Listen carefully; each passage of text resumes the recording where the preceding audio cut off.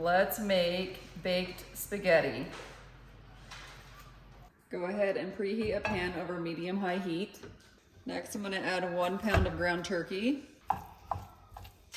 and season with some garlic, onion powder, Italian seasoning, salt, and pepper. And then you're gonna cook your meat until it's no longer pink in the middle. Next, we're gonna get some water going for our pasta. And I will be using the thin spaghetti and just cook as directed on the package.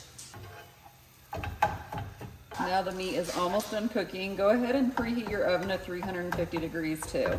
Now that your meat is done cooking, go ahead and add 1 jar of pasta sauce. And then go ahead and mix your pasta sauce with the meat.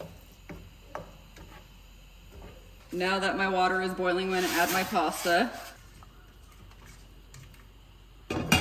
While the pasta is cooking, we're gonna make our ricotta cheese mixture. Going to add 15 ounces of ricotta cheese into a bowl. Add 1/4 cup of Parmesan cheese, some garlic powder, and some Italian seasoning. And then go ahead and mix this together well. And then set aside. Now that our pasta is done cooking, I'm gonna add the meat sauce to the pasta. And then go ahead and give that a good mix. Now that that's mixed, I'm gonna set this aside. Go ahead and get a 9 by 13 inch casserole dish and just spray it with some nonstick cooking oil. So we're gonna add half of the spaghetti mixture into the casserole dish. And then next we're gonna take our ricotta cheese mixture and we're gonna add a layer of this in.